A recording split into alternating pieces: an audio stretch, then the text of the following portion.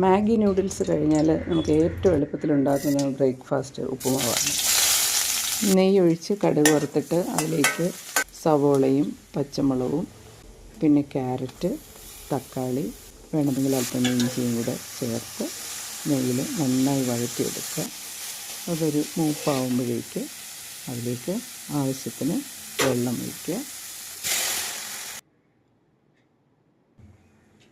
പിന്നെ ഉപ്പും ചേർത്ത് അത് തിളയ്ക്കാൻ വയ്ക്കുക. തിളച്ച് കഴിഞ്ഞാൽ തിളച്ചുകൊണ്ടിരിക്കുന്നതിലേക്ക് നമുക്ക് റോസ്റ്റഡ് റവ ആഡ് ചെയ്ത് കൊടുക്കാം. അത് സ്റ്റർ ചെയ്തുകൊണ്ട് തന്നെ ആഡ് ചെയ്യുക. അതിൻ്റെ ഒരു പരുവം വളരെ ശ്രദ്ധിക്കണം. ഒരു പേസ്റ്റി കണ്ടീഷനിൽ അത് നിർത്തുക. എന്നിട്ട് ഫ്ലെയിം മിനിമത്തിലാക്കി അത് അടച്ച് വയ്ക്കുക. ഒരു 3-4 മിനിറ്റ് അടച്ച് വെച്ചതിന് ശേഷം വെള്ളം നന്നായി വറ്റിയിരിക്കും. ഇളക്കിയെടുത്താൽ മതി.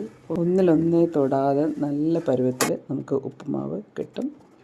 ഇനി കുറച്ച് ഫ്രഷ് കറിവേപ്പിലയും കൂടെ കഴുകി അതിലേക്കിട്ട് അടച്ച് വയ്ക്കുക.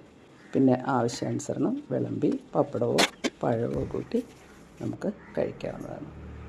ഇങ്ങനെയാണോ നിങ്ങളും ഉപ്പുമാവ് ഉണ്ടാക്കുന്നത്?